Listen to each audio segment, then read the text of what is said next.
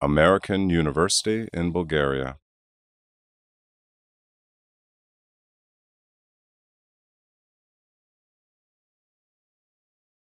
Good evening, everyone. It's great to see you. As you know, tonight we are devoting the evening to an interesting topic associated with retail. And retail, of course, is a word that's kind of part of the common language, but I'm almost convinced that most of you would have a hard time coming up with a very detailed description of what does retail involve as a professional field within the marketing arena. So that is why, as I promised earlier in the semester, I actually turned for some expert help here from Rene Tomova, who is here with us tonight, who is an AUBG alum, which of course is the foundation for her success later in her career. But in addition to being an AUBG alum, she also has extensive experience in the area and is the initiator of one of the most unique projects in the domain in Bulgaria, which I'm sure that you'll be excited to learn about. So before I invite Rene to take over, I would like to let you know that this talk is being recorded by AUBGTalks and will be later available on their website for later viewing. Okay, so without further ado, I would like to invite Rene to begin her lecture, and she will tell you a little bit more about her background and her experience that has led her here. Okay? Hi, it's very nice seeing you. Is this thing working? Because I'm a little bit sick and I won't be able to speak very loud. Okay, good. So first of all, come on closer. Up close and personal is always better. If you don't want to listen, you can leave. I don't care. But if you want to listen and be here, come on up front. Whoever's the first one to move can get lunch with me in Sofia.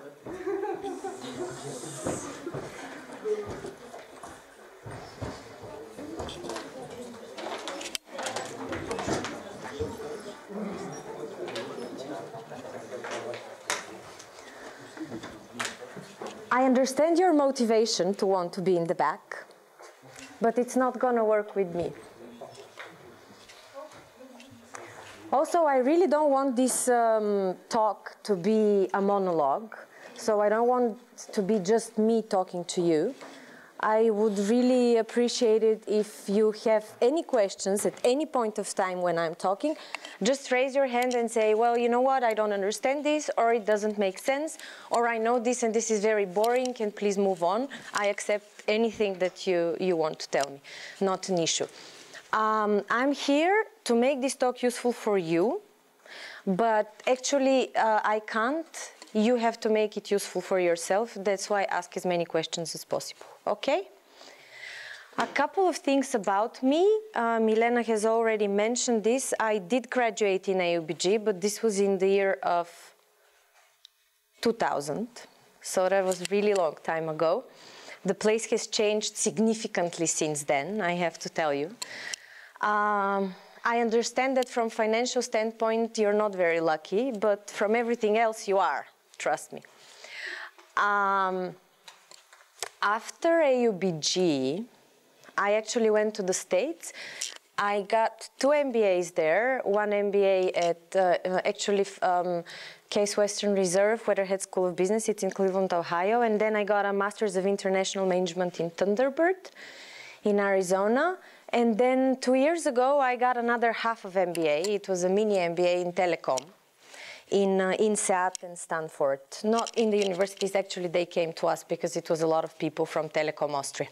So I have a lot of experience in many fields, in marketing, in business, in sales, in integrated services solutions, and right now I'm working with entrepreneurs in the 11th Venture and Accelerator Fund, and I'm coaching them how to make their business work.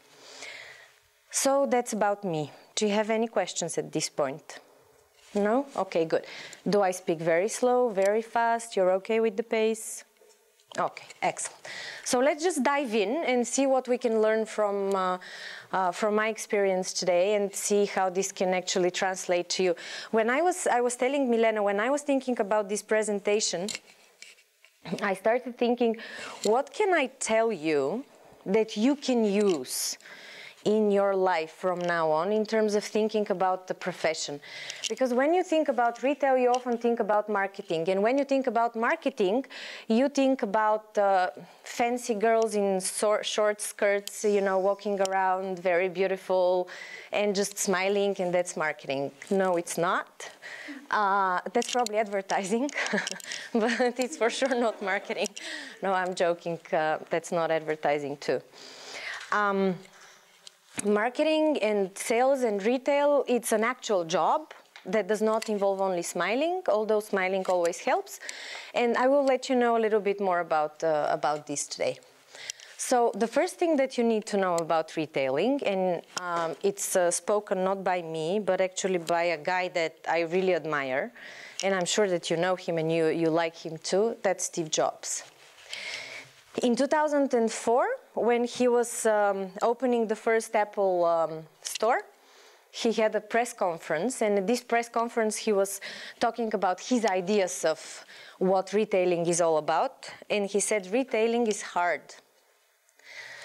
Actually, in his career, in Apple, in Next, in Pixar, wherever, he never hired any consultants, and the only consultant that he ever hired was a guy, actually not to help him in Apple to build the Apple store, but to tell him why a shop like Gateway, which is like Circuit City and I don't know what other stores are like this, they sell computers, they sell technological things long time ago, before you were born probably. But he was wondering, why aren't they doing well as a retailer? So he hired this guy. Oops, I cannot take this off.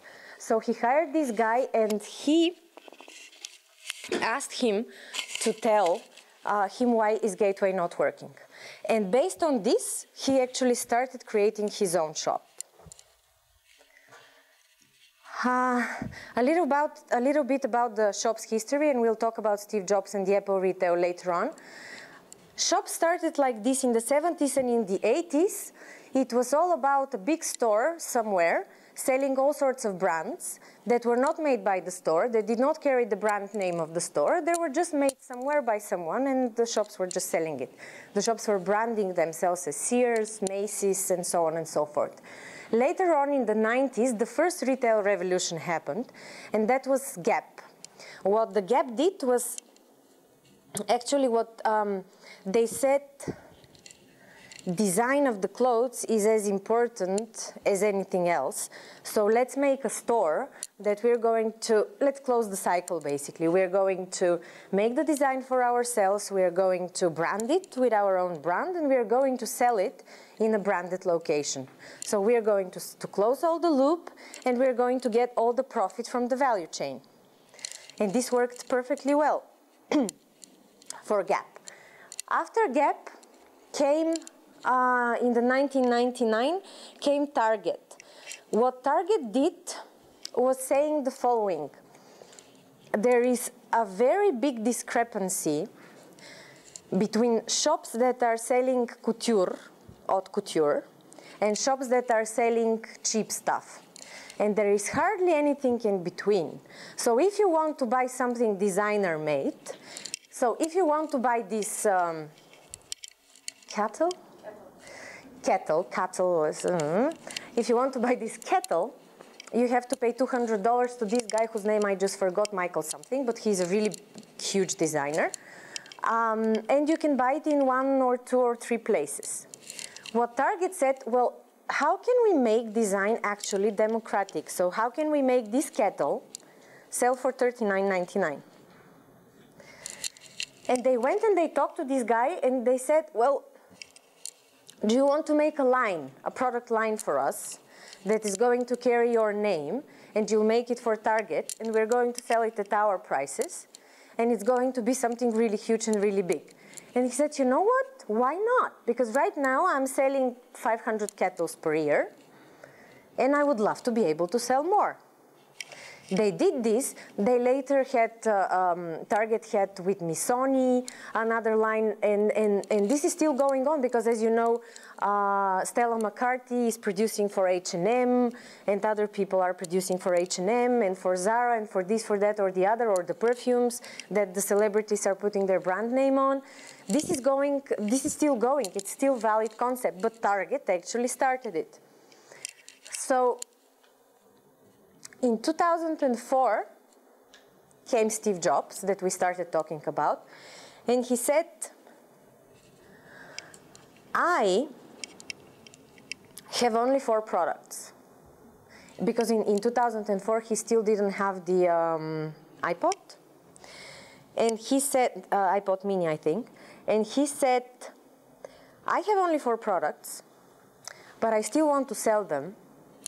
And I actually want to sell them somewhere really big, really nice, and really fancy. I don't want to just sell them in Gateway or in Circuit City. So how do I do that?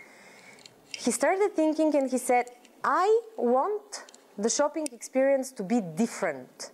I don't want it to be centered around the product itself. I want it to be centered around my experience as a customer. He's the first one who started talking about customer experience, actually. And when they were thinking about these only 4 products that they were having, they had a very interesting idea about the things, because Steve Jobs is one of the best design thinking people that I ever know. Will know and learn and read, and not know personally, obviously. But his thinking was the following: why should I be worried, and why should I take this as an obstacle that I only have 4 products? Actually, that's an opportunity. Because what can I do in my shop with only 4 products?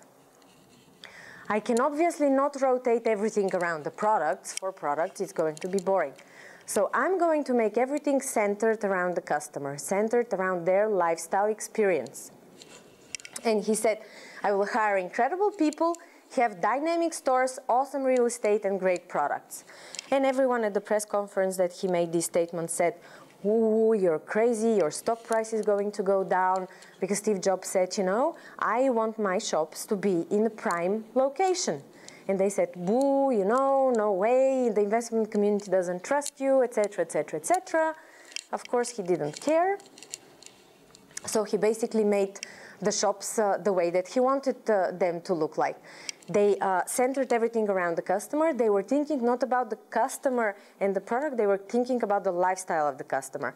And the reason why they wanted the shops to be in the in the high street, was actually because they said, there are many more people who are using PCs and not so many people who are using Macs.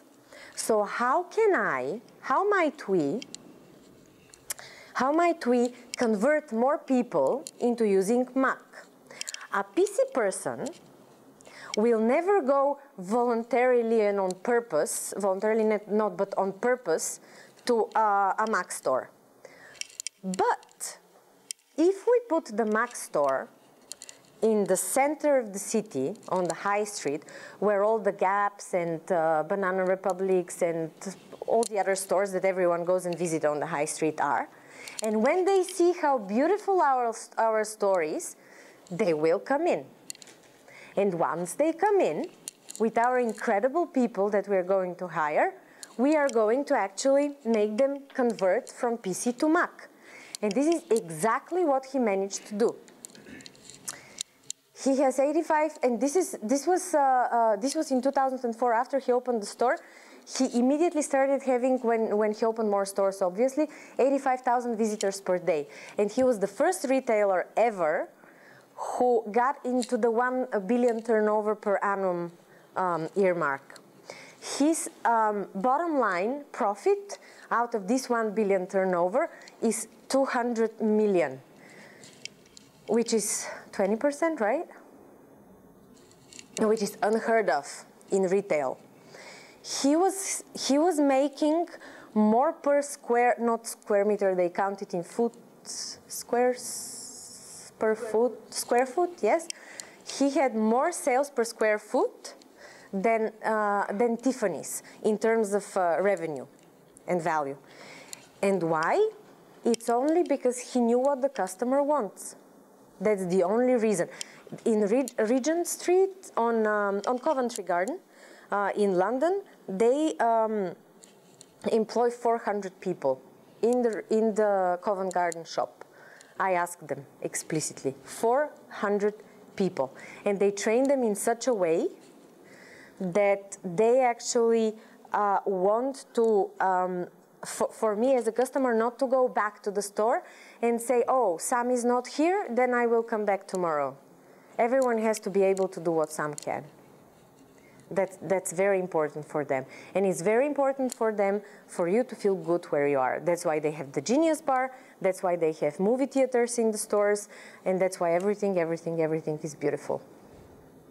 Now, why does this approach work? But still, Steve Jobs couldn't convince the majority of people to switch to Macs. Yes, but you cannot convince the majority of the people to switch to Mac because when he started this thing, the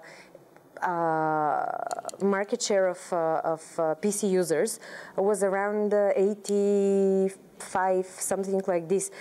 And the point is that when he started growing the Mac users, the pie started growing. So more and more people started using computers.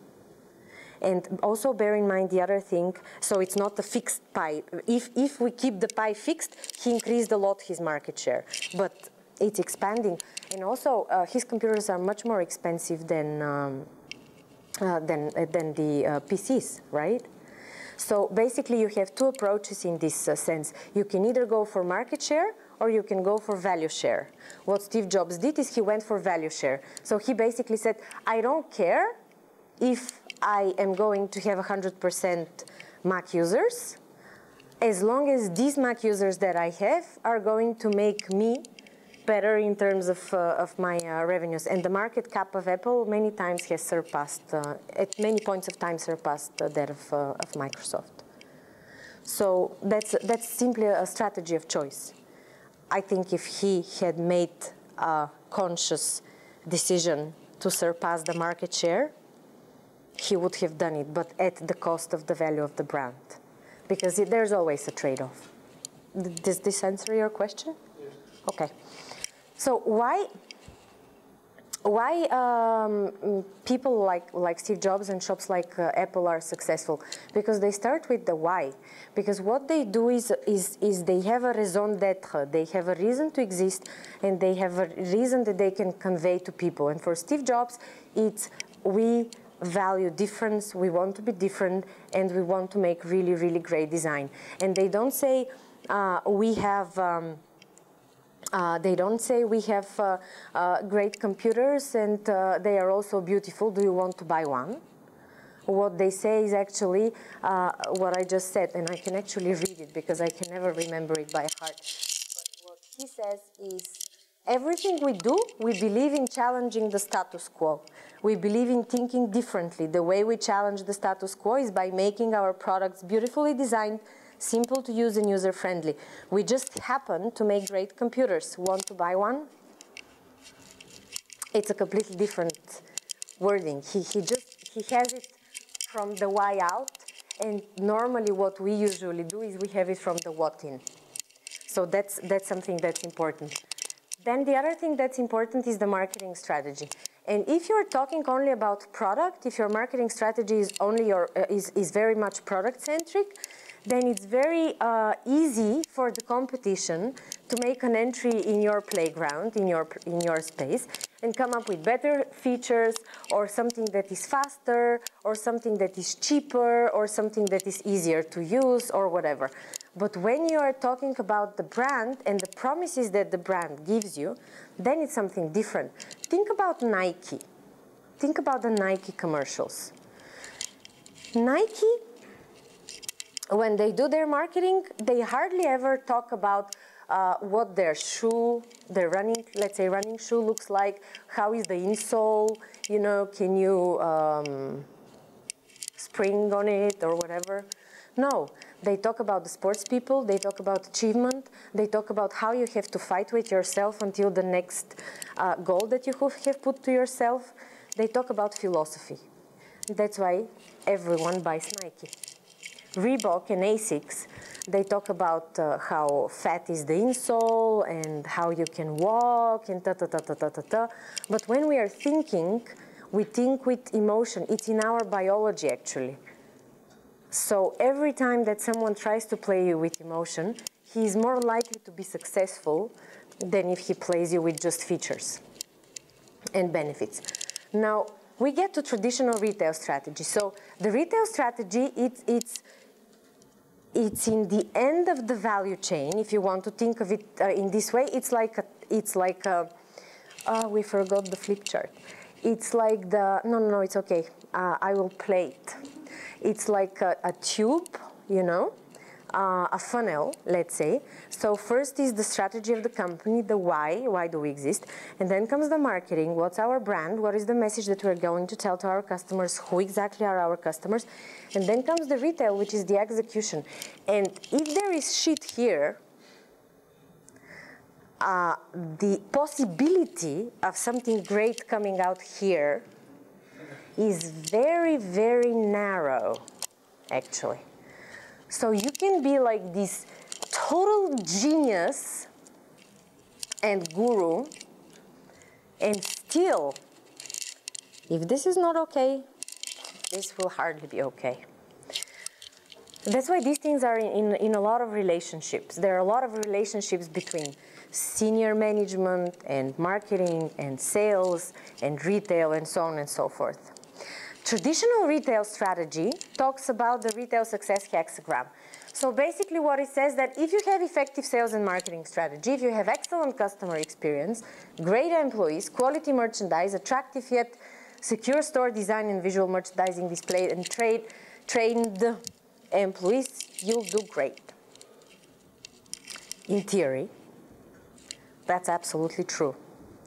But there are so many places where you can trip in every of these triangles that in practice, it's not exactly like this. Because the stronger and the better your brand is, the more I'm in love with it, the more likely I am to say, okay, there was an operational hiccup, but I forgive you because I like you. And operational hiccups will always, always, always happen. It's not about that they shouldn't, it's about what do you do about them. So I'll talk about the 5 principles that I have found in my practice, because in my last job, actually, did I say this? I don't think I did. In my last job in Mtel, I was managing the retail of Mtel. We had 350 stores all over Bulgaria. It was 3 retail chains. It was the Bob retail chain. It's a sub-brand of Mtel. We had the Megalon SpectrumNet retail chain, which takes care of the fixed business of Mtel, TV and internet, fixed internet, and we had the normal, regular Mtel chains. I had 1,300 people under me, a big structure, a huge budget, and it was lots of fun, actually. So I learned a couple of things there. I will share them with you now. So the first principle is that the customer is the most important person in your business, and if you start anywhere else, you are very likely to fail. It's like there is this shop that makes bicycles.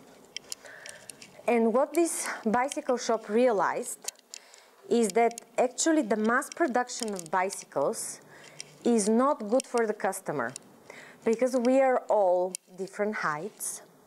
Our legs are different lengths, even if we're the same height. You know, I can have taller legs and smaller torso, or vice versa, right?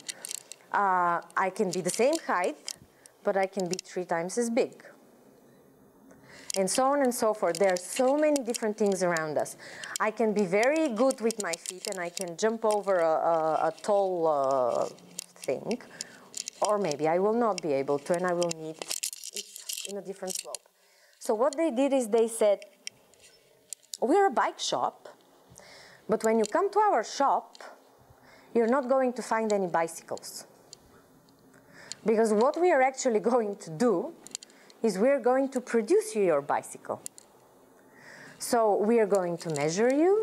We are going to see how fit you are so that we can judge how heavy or light your bicycle should be. We are going to make you do some things for us to make sure that we understand how exactly you will use the bicycle. And then please be our guest in 2 weeks and you will have your bicycle. They charge more, but they have a lot of customers. I forgot the name of the shop, but it was really impressive what they did. And why? Because they didn't just say we're selling bicycles. They started with the customer. What does the customer need? What's going to make this customer comfortable? And by the way, this shop turned out in the end that they're not specializing in the, how do you call these bicycles that they break themselves in the mountains? Mountain bikes. Thank you. Well, they're not doing the mountain bikes, they're doing all sorts of other bikes. So they start with the customers, right? So let's see now. Who would be Mobiltel's customer? If you're Mtel, who would be your customer? Or a family? Or some young professionals? Or this guy who's probably a broke freelancer? Or this lady who is being taken care of by someone? Or the guy in the car? Or this guy who is a small business owner? Who would be Mtel's customer? Probably all of them. Yes, all of them. But do we know what's about every group? What's the important thing about every group? Do we know what motivates them? Do we know what makes them tick? Do we know how they buy? Do we know where they go to buy? Do we know if they ask their friends or not? Do we know what they read? Do you know if they watch TV or not? Do we know if they listen to the radio? Do we know if they like fancy schmancy phones or if they like actually something pragmatic with just a green and red button? How do we know all these things about these guys? Because if we don't know it, we don't know what experience to offer them, right? So basically what we did at Mtel at the time is we made a lifestyle segmentation. And in this lifestyle segmentation, we didn't say we are going to split the customers into their age brackets. So everyone from 0 to 5 goes here, from 5 to 10 goes here, and so on.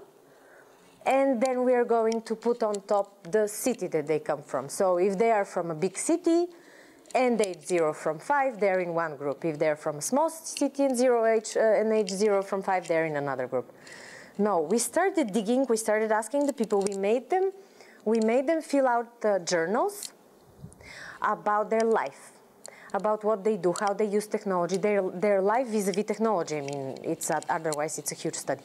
So how they use technology, when they use technology. Do they use technology alone? Do they use it with their family? Do they give it to their kids?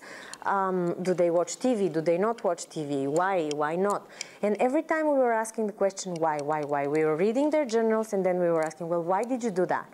We were also doing a lot of observations. So we would go, we would ask them, are you willing for us to spend the day with you?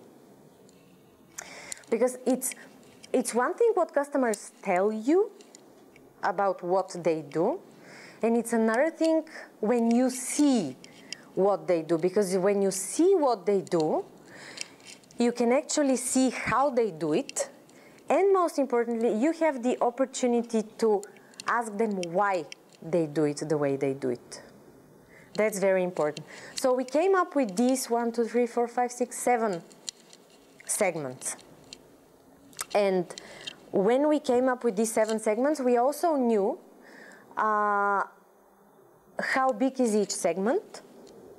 Because the thing with segmentation is that unless you make it usable, it's useless.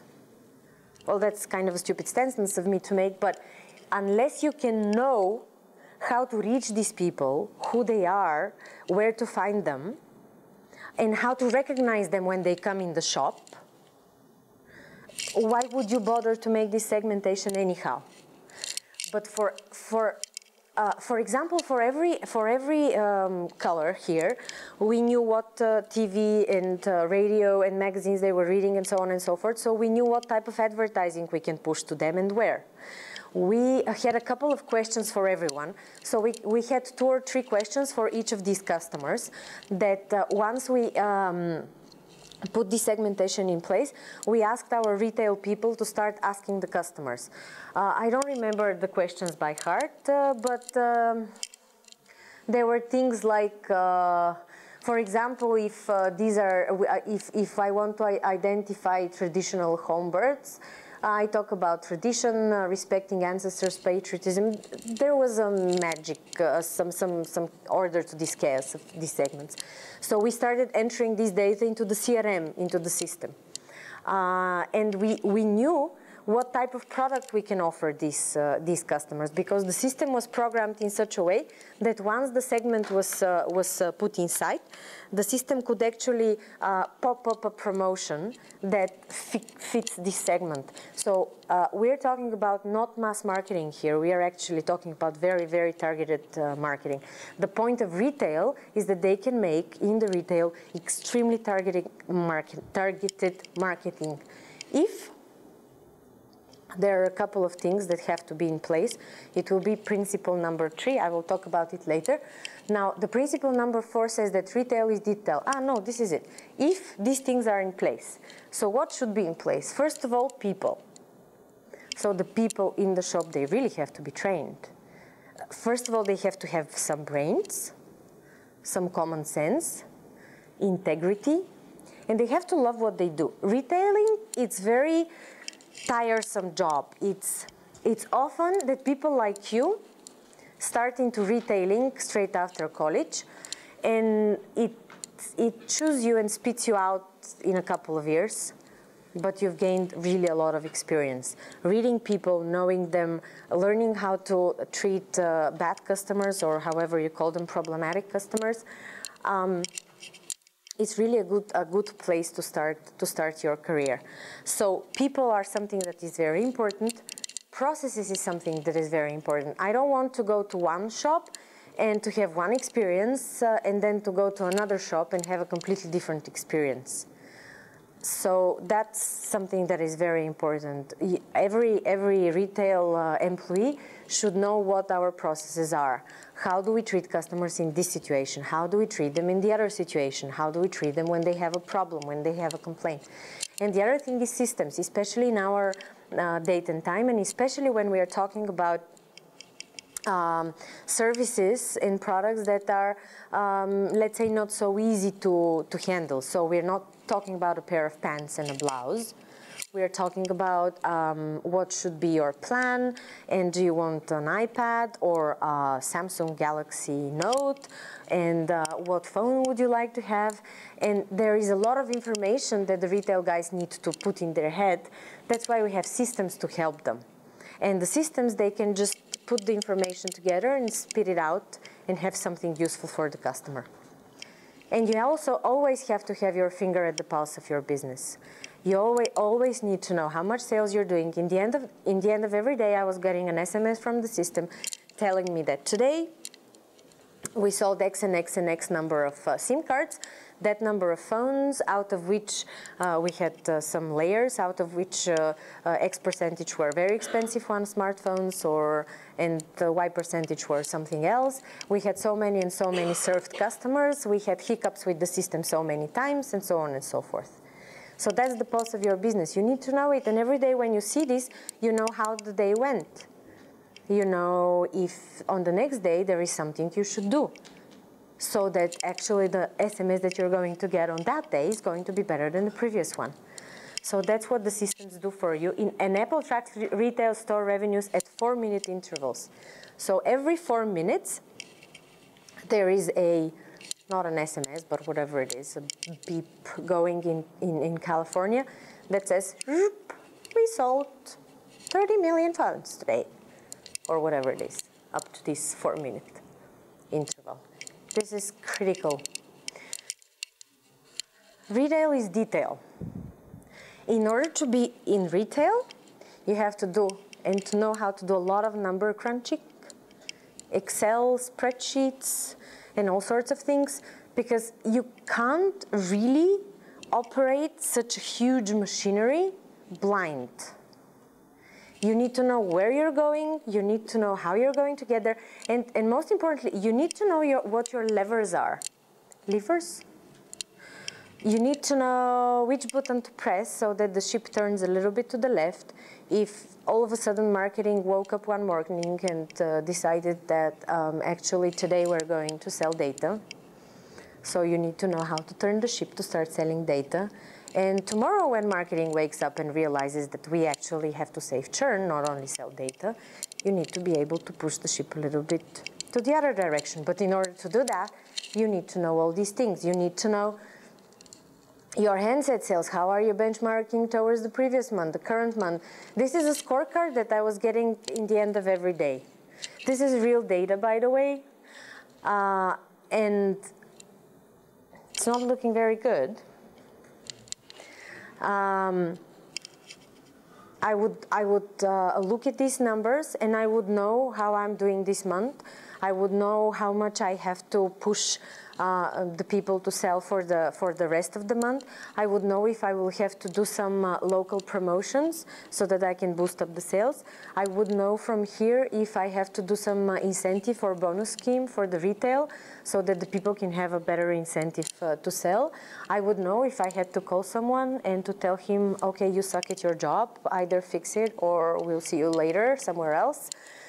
This is telling me everything that I need to know about managing the retail chain. I don't want to go into details. You get the picture. And then after this one slide, I would get 30 more telling me more detail. What is my point of sale space productivity? So how much do I make for every square meter? How much do I make from handset sales? How much do I make from SIMs? How much do I make from accessories? How much do I make from payment? These were my main revenue generators, right? So I need to know this because my real estate is otherwise very expensive. So if I don't have profitability over my real estate, then I must have made some mistake in terms of maybe I'm paying too much of a rent, or maybe I have the shop in not so good of a location. So I need to benchmark myself for all these things. I'm looking at this at the level of the division. So this is for all the 350 shops. But later I have data for every shop, actually, what is the differentiation per region, aggregated, and so on. What is the number of the served customers that we have based on region? So in Mtel we have split the country in regions. So we had Sofia East, Northwest. This is South Sofia. Okay. So I see this and I know. Look at this. See. Now.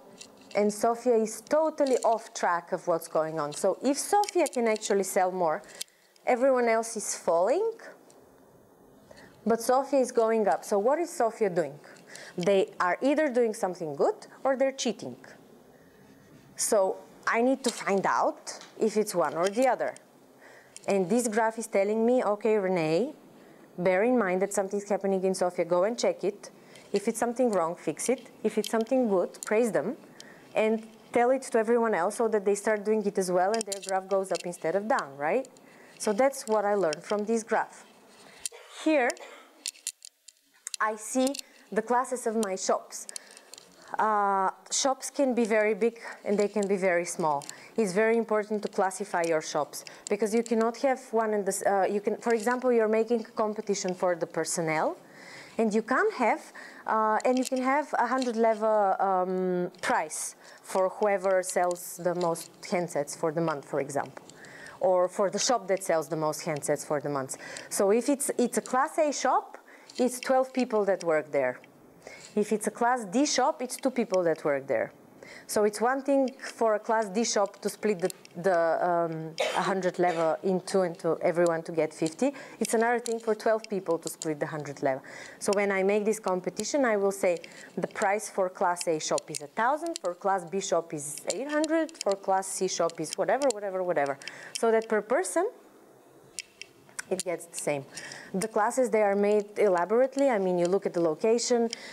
Is it in the center of the city, in the periphery, in a small town, in a big town, on a prime real estate location, how much it generates, what is the number of personnel that you have. These are all characteristics that are put into place so that we can come up with the classes. Inventory distribution. This is also something that is very important. How much stock do I have? If I have too much stock in my shops, I have locked money in.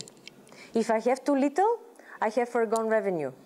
Because when a customer comes in and asks for a phone and I don't have it, he'll go and buy it somewhere else. So I have to have the exact level of inventory that I need so that I can use my capital well, right? That's a whole science. It's extremely complicated. It drove me insane. So if you ever want to get into supply chain, it's a beautiful field. It's going to get more and more important as we produce more and more stuff that we don't need. So if someone wants to go in it, that's cool. The 4 Ps, you know about this: product, price, place, promotion. They have to be in place, and they have to be coherent. You can't just have a promotion, for example, of something, of a cheap handset in the shop, and at the same time have an incentive on the sales of a very expensive smartphone for the sales staff. It doesn't really work like that. Or you cannot order them in such a way. Smartphone and next to it Nokia 1033 or whatever their names was. There has to be coherence in this. And this is where actually all the clashes between marketing and sales start coming in. Sales always says, your price is not right. I cannot sell because you have given me a big price. And marketing always says, you are completely incompetent. Whatever price we give you, you're not going to be able to sell anyhow. This is what usually happens in every company that I have seen or worked with. It's not the most productive thing to do. Luckily, in the end, we all love each other still. But if marketing and sales find a better way to work with each other, much better things will happen. That's for sure. That's one reason why it's good to get an MBA, actually, because when you have an MBA, you can get into the shoes of everyone. You can get into the shoes of finance, you can get into the shoes of operations, of sales and marketing, because you have covered these disciplines. Or what you do here at AUBG, you are much better prepared for real professional life than many of your classmates in normal Bulgarian universities, because they learn, I don't know what they learn. But it's not the right thing. Believe me, I've been hiring like crazy for these 10 years, 12 years that I have been in AUBG. It's not good out there. Principle number 4, go the extra mile for your customer. 3 case studies: JetBlue, 2000 and I don't know which year, Valentine's Day, everyone wanted to fly around to go to see their love bugs, sweethearts, honeybees, etc. Horrible weather. Everything crashes, the planes cannot come out, everyone is trying to get online and start rebooking. They cannot do it. There is a complete misery on the airports. JetBlue is in a total havoc. They have absolutely no idea what to do. Everyone is crying or cursing, and they're just hoping that the hurricane is going to stop. What they did is they were not able, I mean, they did everything they could to handle the situation. So they were giving free drinks, they were giving free food, they were giving blankets and pillows and etc., etc., etc. But the interesting thing is that instead of crushing their brand, actually that made it much stronger. Because what the CEO of JetBlue did is on the day after the disaster, he came up and he sent an email to every passenger that was in this situation. And in this email, he completely took the blame for whatever happened. He said, we are really sorry that we treated you this way. We are really sorry that we were not prepared. We are really sorry that our operations completely, flunked us and you. You do not deserve to be in such a situation. and we are going to make everything possible to fix it so that you never are in such a situation again with us. And there is a customer charter that we are going to craft, which is going to give you all the rights and all the respect, thank you, all the respect that you deserve as passengers, right? And this made it really huge for JetBlue. Their sales soared because no one ever did it like this. No one went the extra mile. No one ever said, I'm sorry. It's always these companies, they act as if, you know, they own it all. And I'm sorry is not a word that's in their vocabulary, but it can go a long way. The other very good case is Airbnb. A couple of weeks ago, there was a comedian. He rented his flat, Airbnb, through Airbnb, to a guy who, this really cracks me up, who actually organizes XXL orgies in the people's homes that he's renting out. So the tenant organizes this orgy, and the other people who live in the house, they hear this noise loud, and I don't even want to imagine what they hear, and they call the police, and the police calls the owner of the apartment. He goes there, and he sees that his apartment is completely trashed, completely trashed. He finds people having sex all over the place, so on and so forth, and he's in a total and utter shock. So what is happening? He's calling an Airbnb, and he said, you guys suck. You know, you say that you're checking the people who are renting through you. You have this order, this scheme of making sure, you know, that these guys are proper and they're not serial killers or whatever. Well, this is not a serial killer, but the orgy is not less, pleasant, more pleasant. So he said, what do we do about it? My apartment is completely trashed. So what Airbnb did is they immediately sent a locksmith to change the lock. So they threw out all the orgy guys and gals. They changed the lock. They set up the comedian, the owner of the place, in a hotel. And they wired him immediately, I don't know how many thousands, $30,000, $40,000 for the whole thing that got crashed. And then they find him a realtor who was going to fix his apartment. Now, that's going the extra mile. I'm sure that was not in their general terms and conditions. But it was the right thing to do, because everyone learned about how good the Airbnb service is on Twitter and Facebook and so on and so forth. So that's a good example about going the extra mile. And the bad one,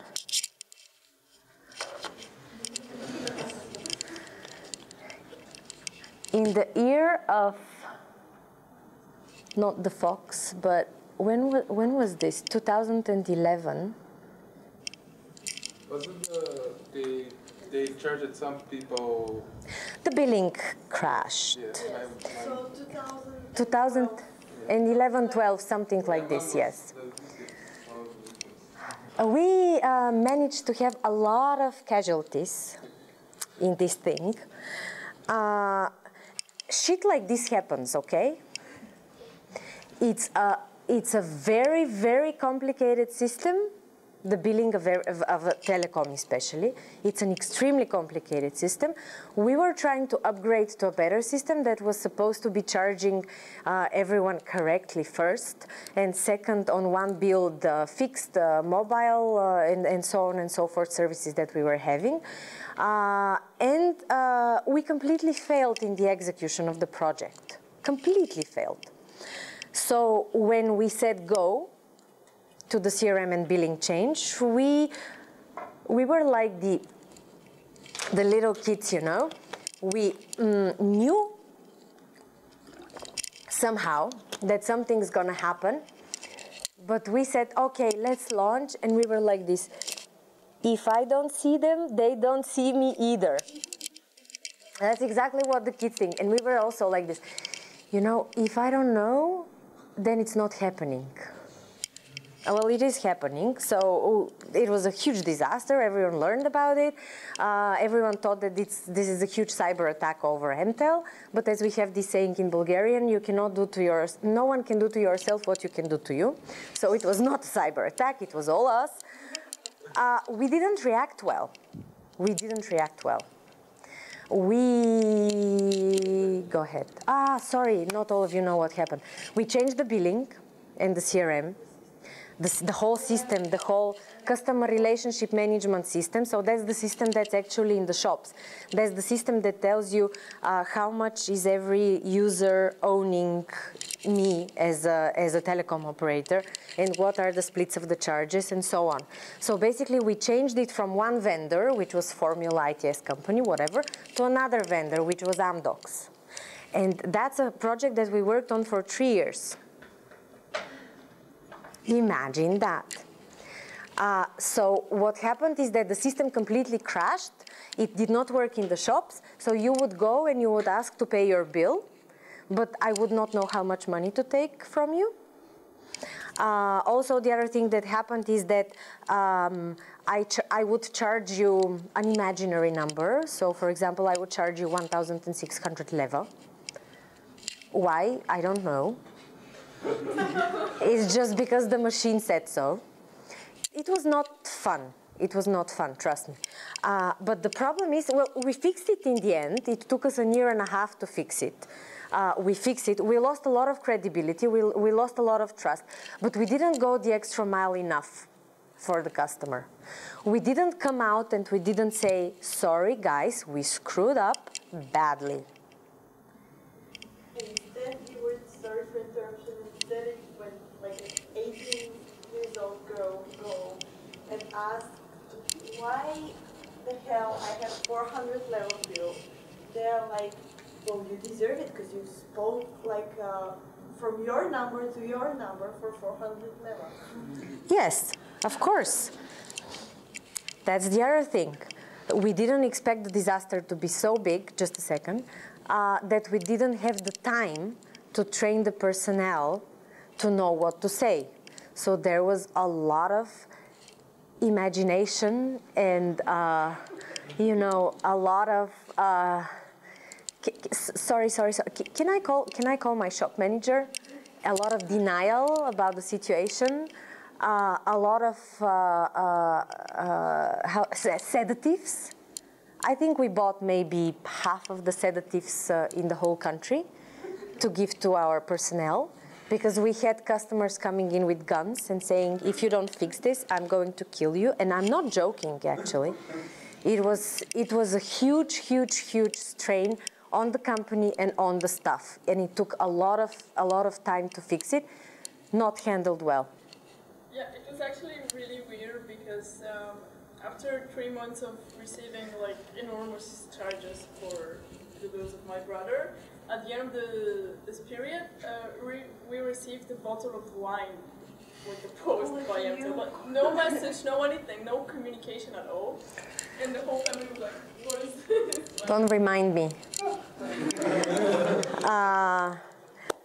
Too many things went wrong, but the point of this lecture is not to start enumerating them, because we are never going to end this lecture, and I'm sure that you have better things to do than to listen to me. But not handled well, that's enough for you to know. Because you have actually seen it, I cannot hide it. The worst possible word that a front-end employee can say is, it's not my job. Because actually, you don't care about how good a brand is or a retailer is, as long as everything goes fine, right? You don't really care. You care how they handle your problems. This is when you start being really observant. This is when you start being really picky. And this is when it's really important for you how you're being treated. So you have to do your homework. You have to go through your customer experience journey. And you have to know what are the steps that you're taking at each stage of the journey.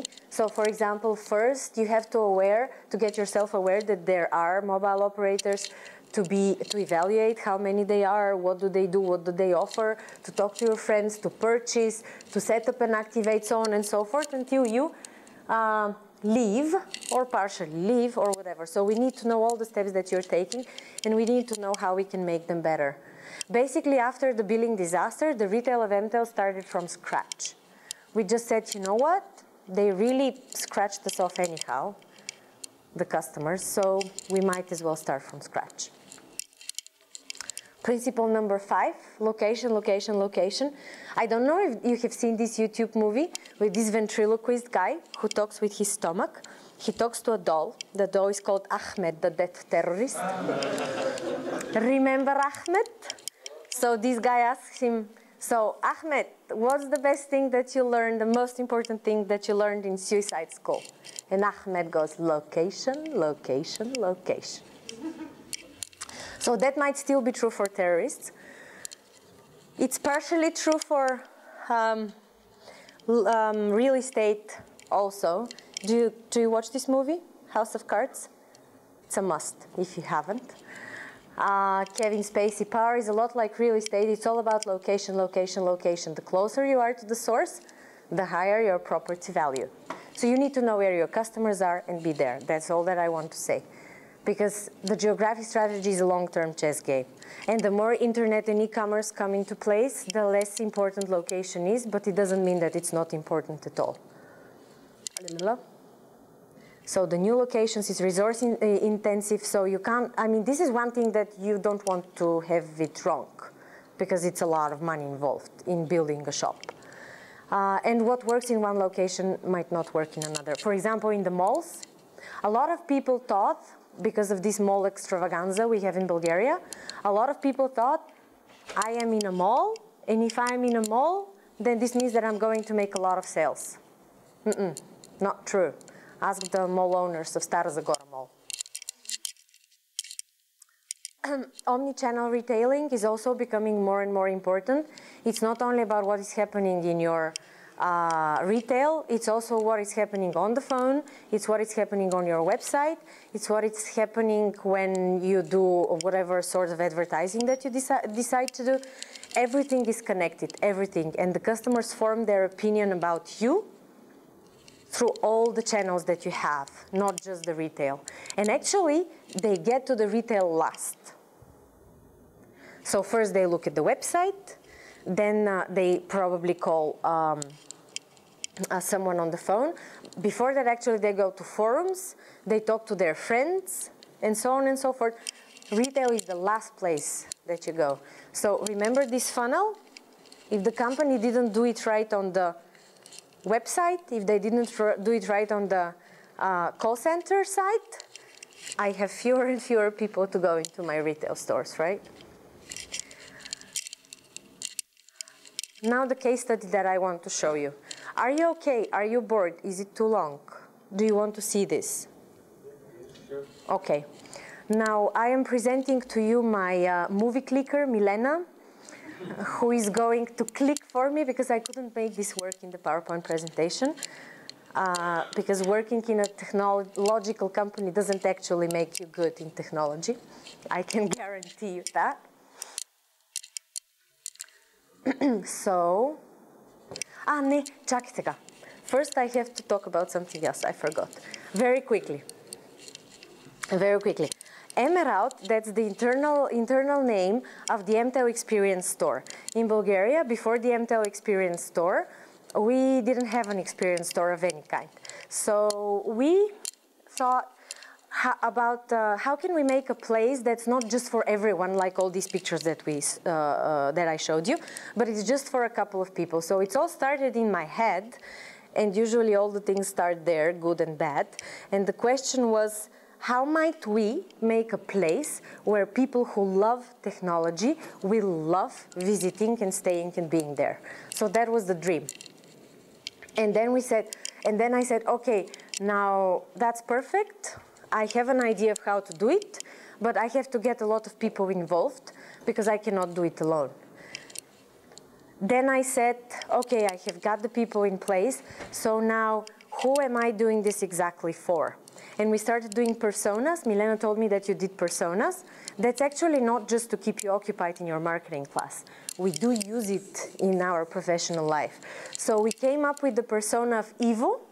Ivo was 28, 30 years old. He's a techie geek. He loves new things. He loves gadgets.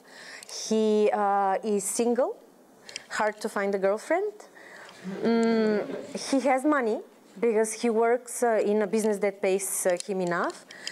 He likes healthy stuff. He's a biker. He does a lot of sports. He doesn't have a TV because he has a big screen computer at home and he watches everything there. He lives in internet. It's probably one reason why he doesn't have a girlfriend. And so on and so forth. So we came up with Ivo, and we knew exactly who we are making the shop for. Then obviously someone has to give you the money. In that case, that was my boss, and I was very happy to have a boss who trusted me completely, which I don't know if it was good or bad for him, but anyhow, it happened. So I just went and I said, you know, boss, I need $500,000 for a shop. And he said, uh-huh. And what's gonna be different about this shop? And I'm like, wait and see. So it happened. Thanks, Andreas, for allowing me to do this. So we secured the investment. Then we had to make a plan. And this was the easy part because it doesn't really matter because it's never gonna work according to plan anyhow. So whatever you do, just do it and then figure it out down the road. Then we had to execute, and here remember, people, processes, systems. So we had to come up with the best people. It took us 6 months to select them and to train them. We had to come up with new processes because we wanted to have, obviously it was an Mtel experience store, so I don't want it to have any paper there. I wanted all the people to be with iPads and the CRM to be online, etc., etc., etc. So the experience that we planned was very different than in your usual store, so the processes had to be different. We didn't accept payment, we didn't have a cash desk, and systems. We tweaked the systems so that they are more helpful to us. And more expensive for the company because they had to be tweaked. But the most important thing, customers loved the service, totally loved it. You have to get past the naysayers because when you do something different, when you're a pioneer, there are always people who will tell you, it never happens like this, you don't know what you're doing, you're really very stupid, who gave you this money and why?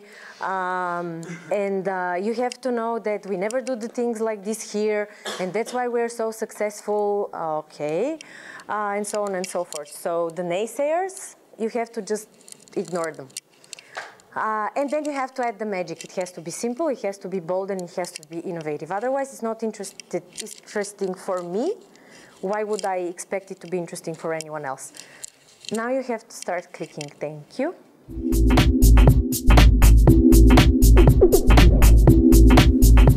Здравейте, аз съм Георги Тошев, журналист и ви каня в уникалният нов магазин Mtel Experience Store. Място, в което се срещате с новите технологии, едно невероятно преживяване. Магазинът е разделен на няколко тематични зони. Елате да видите. Okay, so basically we found a location which was really good location. It's across the theater in Sofia, Ivan Vazov Theater on Battenberg and Saborna. It's a prime, really prime location. How many of you have been in this store? Okay, a couple of people. I hope not currently because they have changed a lot and they are making it more and more a regular store. I hope you went there in the beginning to see the real deal. It's a prime location, and the idea of this location is we want it to be something exquisite. We want it to be something that is really different. We don't want to associate ourselves with Mtel so much in terms of visibility and in terms of the primary of the location. We want to make it special. It's Mtel, but it's special. We want to surprise you. Surprise always works. No one expects that Mtel will do something good like this. So we'll surprise you. Okay? Представям ви една от най-важните зони в магазина – продукт на фокус. На това място винаги може да откриете ексклузивен продукт, който се продава само в Mtel Experience Store. Now this product on Focus, it was a so-called speed bump. So when you enter the shop, the point was to have something that will catch your attention. Unfortunately, I couldn't realize it as it was in my head, because I wanted either to have a hologram of a really beautiful lady that has a phone and stays like this, and you would think that she's real, but she isn't, or a speed bump that actually does some movement. Because as humans, we notice the movement very quickly. It stays from us since the days we were living in caves. We had to run from animals, so we would see everything that moves. But it didn't work like this, but still when you enter, you could see the speed bump. At some point they put a snake in it with a gold iPhone. That was not very good. But still, the snake caught your attention. Това е тест зоната в магазина. Тук може да изпробвате на спокойствие и да изберете най-подходящият за вас лаптоп, смартфон или таблет. На ваше разположение са високо квалифицирани специалисти, които ще ви улеснят в избора. So we had two tables that were the tryout zone, and there all the handsets and iPads and everything were ordered so that you can go and you can actually play with them. And you could play with them openly. No one is going to nag you and to say, so are you gonna buy? So do you like this? So can I show you something else? Did you find everything that you need? These were forbidden phrases in this shop, actually. Deliberately forbidden. I mean, we had a list with the forbidden phrases. So you had to feel and to do whatever you felt like doing. Next. Магазинът предлага забавления както за възрастните, така и за по-малките. Това е дигитална маса. На нея може да рисувате. Чрез изкуство към новите технологии. Ако дигиталната маса не ви е достатъчна, може да се позабавлявате с най-модерната игрова конзола или да прочетете Милениум на Стик Ларшон на Mtel електронната книга. So basically what we try to do is to get some entertainment in place, so you could draw for the kids or for yourself. You could draw some things. You could insert your photo and draw on it. It was really cool, actually. People played with it a lot. Or you can sit down on the side and play with the Mtel reader or with the newest PlayStation or some other sort of console. I have no idea what it was, that you can entertain yourself.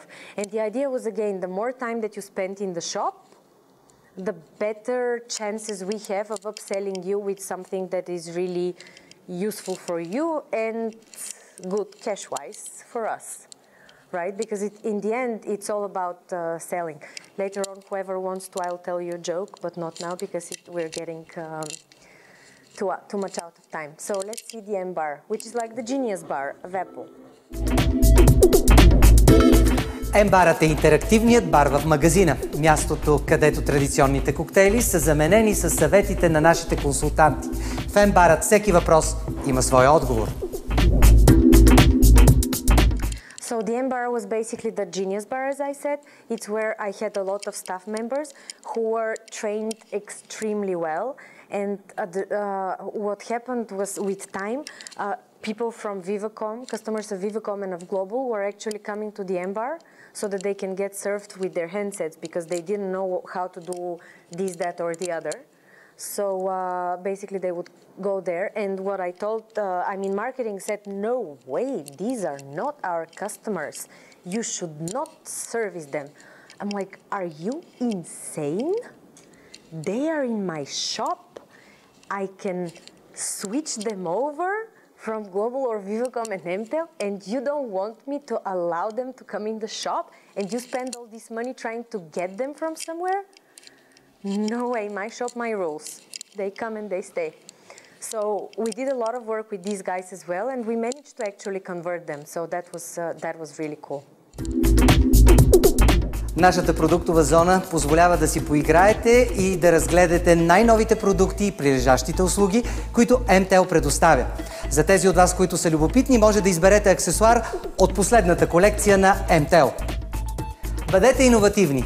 Безкасовият киоск е единственото място в Mtel Experience Store, където може да заплатите своята сметка.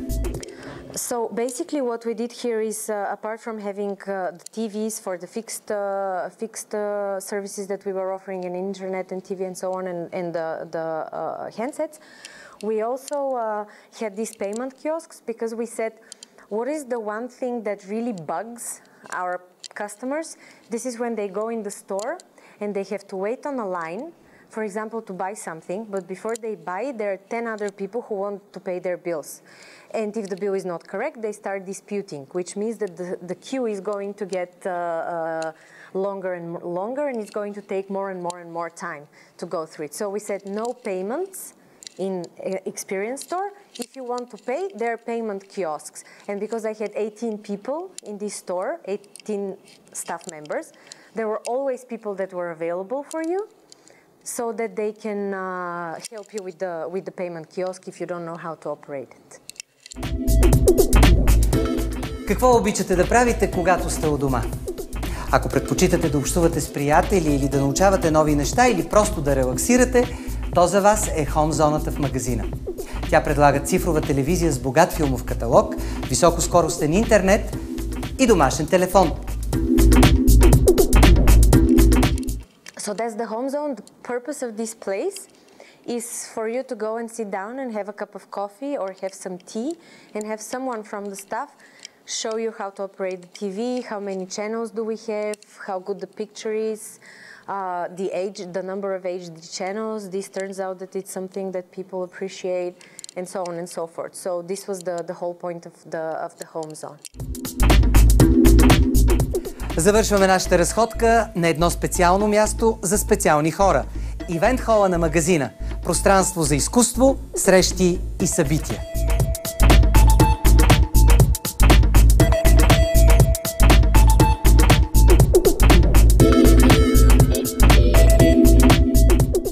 Basically, the last piece that you saw was the event hall in the shop, and what I wanted to do is not to have just a shop, but to have something like the heartbeat of the shop to be the event hall, where we could organize different events. Like we had exhibitions of a guy who did real photo shoots, but really good quality ones with an iPhone in India. So we made an exhibition of this. We made an exhibition of another artist. There were a lot of events of presenting new handsets and so on and so forth. And we wanted people just come there and feel like they have this place for themselves and they can feel really well and good there. And you see that it looks like, I don't know, for those of you who have been there, did you enjoy the experience? Yes? Who else said? Yeah? You enjoyed the experience? Did you find it different than other Mtel stores? Yeah. Than other Mtel stores? Yeah. Better? Better. Please say better. Good. That was the point. I'm glad, because that was the point, and it can seem very difficult to execute and everything, but it's like this Chinese proverb that says that every huge and big and distant journey starts with just one small step. And Emerald, you see, I mean, the Mtel Experience Store, you see we have achieved a lot with it, but it actually started... can you move to the presentation? Thank you. It actually started here. This was my office and this was my whiteboard. And see, it's exactly what you saw.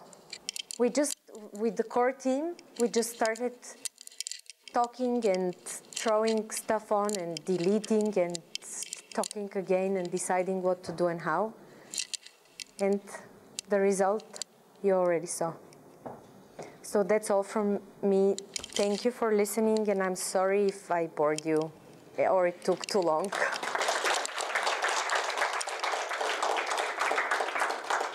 Questions, or you want to leave? You said that right now the store is actually changing and it becomes more like a regular one. Why is it? It didn't pay off? Or? Oh, it paid off. Well, it can't pay off for the first year, but it was making 4 times more sales of smartphones than the other stores. It was making 3 times more revenue than any other store. The satisfaction scores of this store were huge compared to the rest of the stores. The customers are extremely happy. I don't know why they're changing it because I'm not there for 2 years now. So I really cannot say. The rent of this store is very expensive.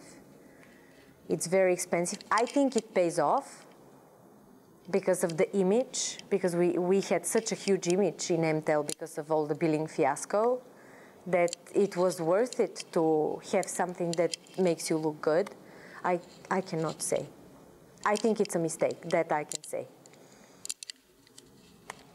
Other questions? Go ahead. Another question. When you showed us the lifestyle segmentation with the 7 parts, I know we studied this segmentation in the marketing, but how do you actually do it in real life? How do you pay the customers? How do you encourage them to actually so you basically pay the research agency, and then the research agency does it for you. I know that they usually pay these customers who want to take part in the study. Or they give them some vouchers or something like this. But this does not affect the outcome because when you do this study, you don't tell, the research agency doesn't tell them for whom they're making it. So they just tell them, well, we want to see how you, what do you do when you watch TV and how you use your phone, etc. They don't say, we're doing this for Mtel, because, I mean, obviously emotions will get into place and then we're not going to get the result that we need. Anything else? Yes. Why did I quit?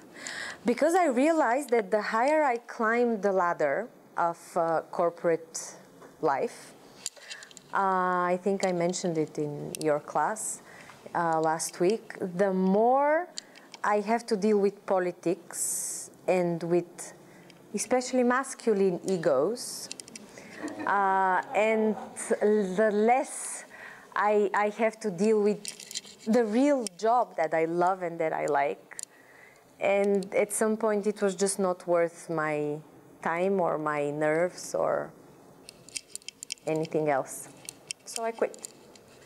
So you said that it was pretty easy to get the money for the store, but let's assume that it was a little bit different in a normal situation. How hard would it be to try to make innovation? Extremely hard. Extremely hard. People don't tend to believe. Innovation is a huge buzzword, right? Everyone talks about about innovation, but no one knows how it happens. No one knows what risk does this innovation involve. Usually, managers are focused in short-term gains rather than long-term development of the company. And when you're short-term focused, your tendency of taking risks is much lower, right? Also, managers in these companies, they have very wrong incentives. So if your incentive, and that's another reason why I left, I didn't really want to make money for someone on my board who is going to buy the 3rd yacht of his life, you know? I wanted to do something more meaningful, right? And so the point is, if you're incentivized with the share price only and the hardcore bottom line, you're not willing to do the innovation that you're talking about. Because Steve Jobs, he didn't care about the money. He said, we make great products. Money will follow. Most people say, we want money. Products, customers, I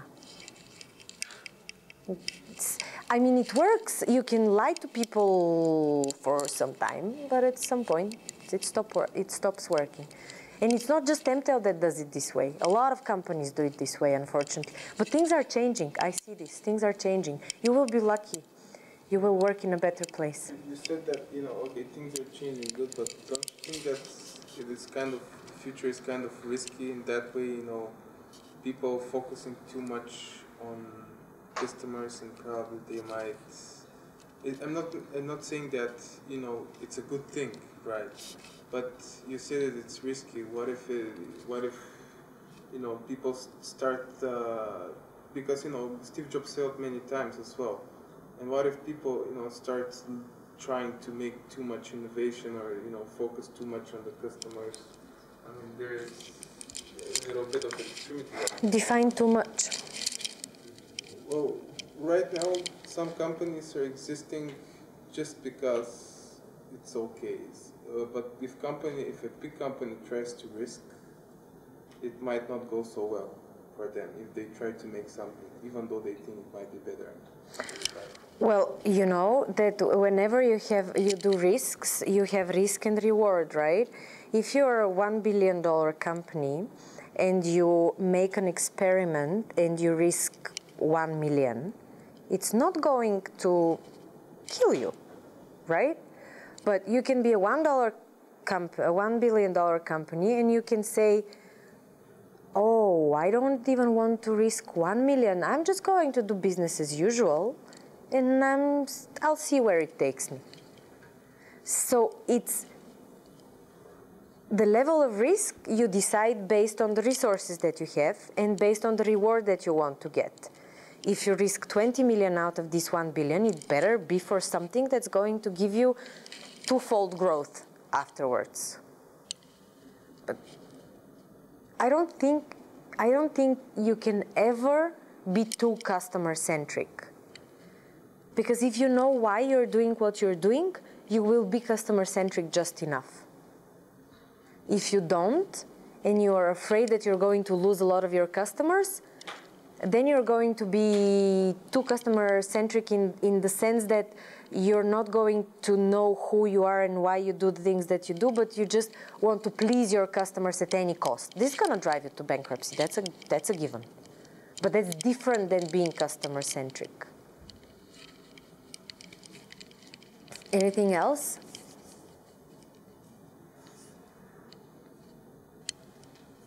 Okay, no more questions? Actually, seriously, if you want to work in a retail, go to Mtel or to Global or to Vivacom or wherever.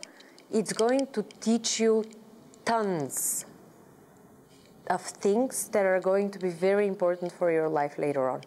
Not that you're going to believe me, but still, I want to say it. All right, I want to thank Rene for a great talk. Extremely valuable insights. I am sure that we'll be referring to them certainly until the end of this semester and probably after that. I hope that you appreciated the fact that Rene was extremely open and honest and discussed both the glamorous and not so glamorous aspects of what she has been doing in the roles that she has assumed, because by getting a taste of reality while you're here now, I firmly believe that you will be better prepared for situations like that, which inevitably will hit you. Okay? Thank you so much, and please join me in thanking Rene. This program is brought to you by AUBGTalks. For more, please visit us at aubg.edu/talks.